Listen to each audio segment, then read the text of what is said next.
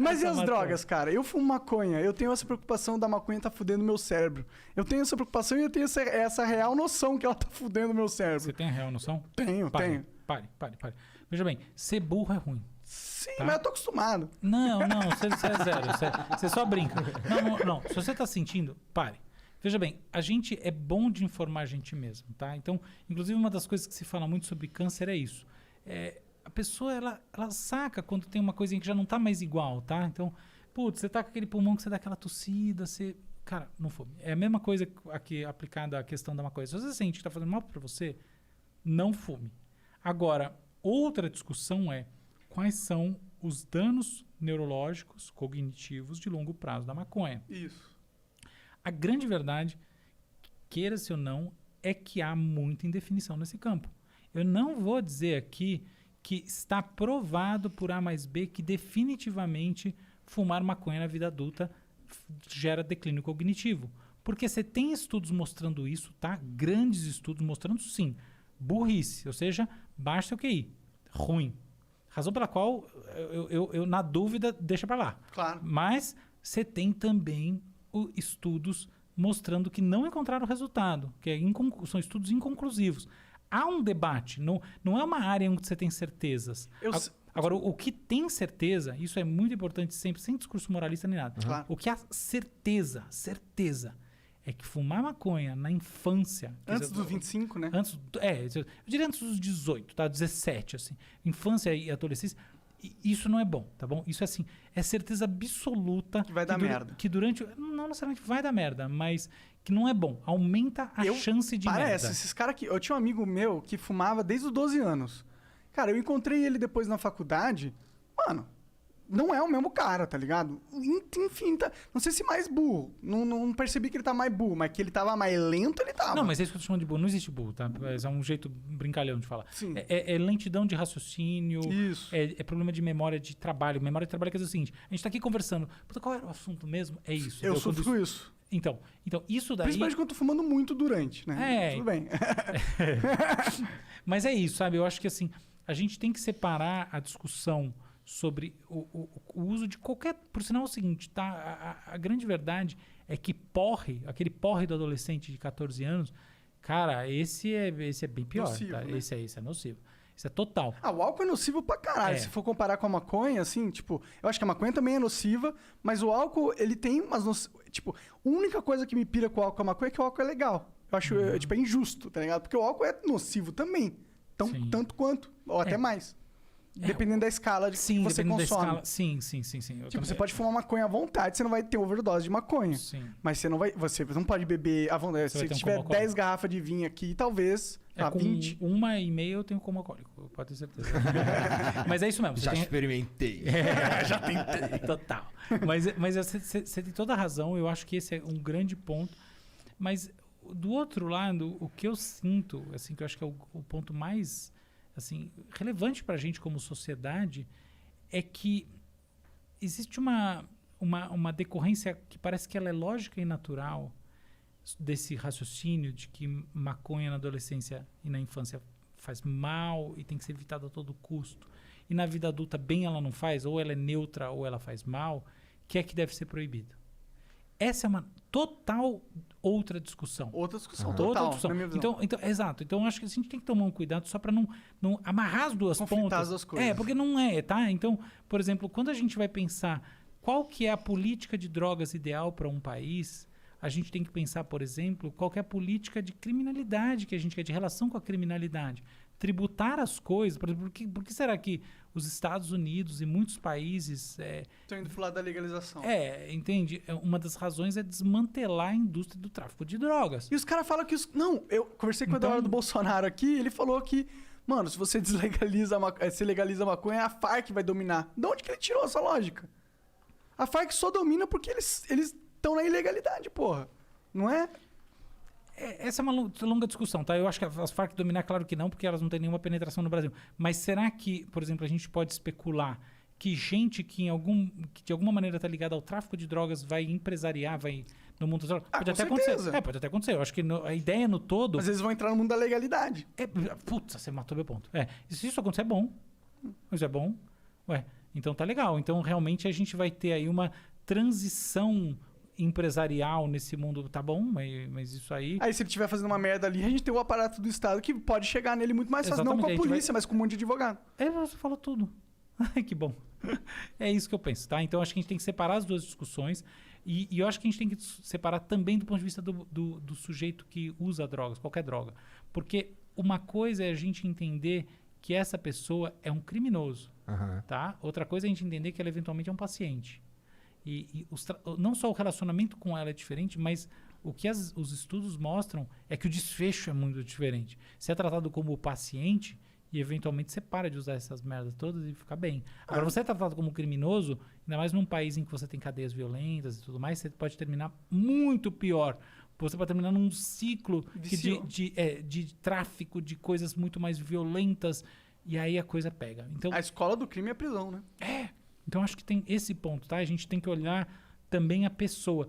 Porque tem um ponto que a gente sempre olha, que é natural, assim, intuitivo, tem das falsas intuições, que é assim, o sujeito usa drogas porque ele gosta de usar drogas, ele tá afim. Isso é uma grande verdade que existe. É verdade, isso é verdade. Mas, talvez o seu caso é esse, certamente o seu caso é esse, porque eu já vi que você é um cara 100% saudável, feliz, bem-sucedido, tudo mais.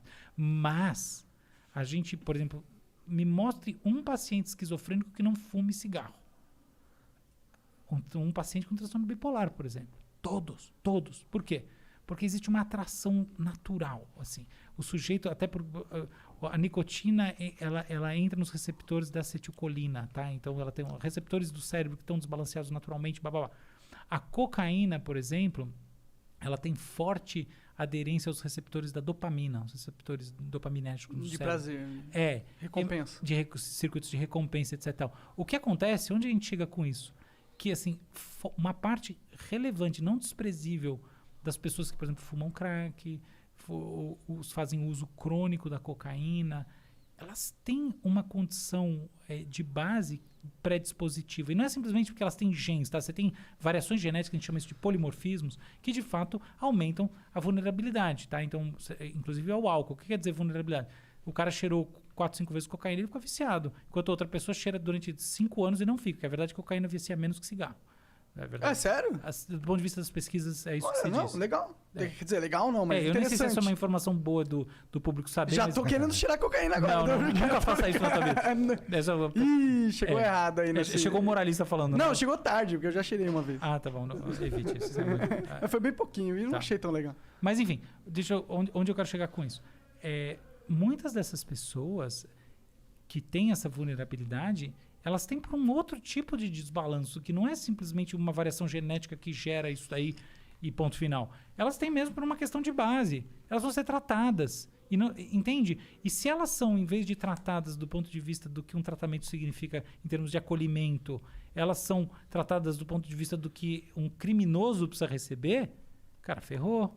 Você vai aumentar o problema dela. Entendeu? Então, eu acho que a gente tem que também ter um pouco de empatia pelas pessoas que usam drogas por questões que são muito de dificuldades pessoais. Quer um exemplo? No Brasil, a gente teve uma grande epidemia de cola, né? De solventes. Solventes usados por meninos de rua. Eu lembro disso. Porra, cara, você tá entendendo? Você tá falando de criança... Destruindo o potencial dela. E que não tem pai, não tem mãe, não tem comida, não tem nada. E você vai jogar, antigamente se chamava na FEBEM, né? Você tá entendendo? Calma, peraí, entendeu?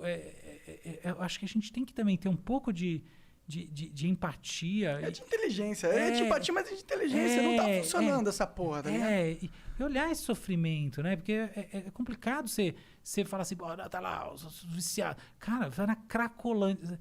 Cara, veja essas pessoas de perto. Vai lá e faz um filme das pessoas. Vá sem carteira. Vá sem carteira fazer esse filme. Mas você entende? Há um sofrimento, há um negócio ali que não é só... esses escrotos, esses viciados de merda. Não, cara, tem muito isso também. Mas não é só o hedonismo que gera essas tendências. A gente tem que entender que existe um problema de violência, de abandono social, de sofrimento, de vida na rua, de família destruída, de catástrofe em cima de catástrofe, e o cara termina na rua cheirando cola porque ele está com fome. Isso existe, isso não é papo furado, isso é fato de um país chamado Brasil. E crack vezes 10. Então é aí que eu acho que a gente tem que olhar essa questão de política de drogas com um carinho pelas pessoas que não é exatamente o carinho da repressão, do cacetete, da porrada no cara. Eu falo isso pensando também, eu tenho amigos, pessoas que eu respeito muito, que têm posturas diametralmente opostas à minha, tá? Diametralmente. 100% opostas. Tem que pôr na cadeia todo mundo. É claro que, se o que cara é viciado e estuprou, acabou. Não, lógico. Ele tem que... Pra mim pode morrer, ninguém tá discutindo... Mas se o cara só é viciado, é outro esquema. Mas eu tô falando de posturas opostas em termos de proibição, de maneira de manejo, tá? Não tô nem...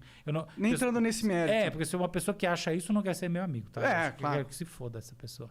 Mas assim, pessoas que acham que não, que acham que as políticas de droga têm que ser 100% proibitivas e tal. Eu acho que não, respeitando totalmente essas pessoas sérias que publicam coisas importantes e tal, porque eu acho que o Brasil... É só olhar na Califórnia, pô. Essas pessoas sérias não vão pra lá, pô.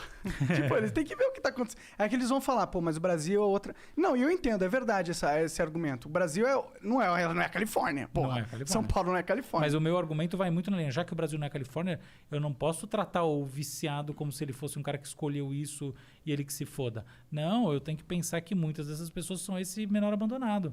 E aí, porra, eu vou fazer o quê? Eu vou dizer que simplesmente esse sujeito tem que ser processado, tem que ter um encarceramento e etc e tal? E até onde a sociedade pode se dar o luxo de matar potenciais à vontade, assim? Eu acho que não pode se dar esse luxo, sinceramente. Eu acho que como uma visão de, pô, queremos chegar longe, vamos aproveitar todos os jogadores do time. Não vamos deixar os caras de escanteio só porque ele cometeu um erro. É claro que tem erros e erros. O cara cometeu um erro do tipo... O cara estuprou uma mina e roubou a casa de várias pessoas pra fumar crack. Esse cara já... Ele, na minha opinião, tá? Minha opinião. Ele largou o direito à vida nessas ações, na minha opinião. Eu quero que ele mais exploda. Se ele cair no vulcão e sumir, eu não ligo. Pra mim, foda-se. Mas não significa que... Pula logo aí que eu tenho que almoçar. Pula lá. Mas se, tipo... Eu não posso negar a lógica que a sociedade tem um método de funcionamento que é inteligente, tem um método de funcionamento que é burro. E o método de funcionamento que a gente está atuando atualmente é comprovadamente burro. A gente pode ver lá a lei seca nos Estados Unidos. O que surgiu? Qual foi o sintoma? Al Capone. Parou as pessoas de usarem álcool? Não. Elas estavam usando álcool e ficando cegas. Esse foi o sintoma. O sintoma da proibição é sempre um mercado negro de bosta que só fode, né? Acho que é isso.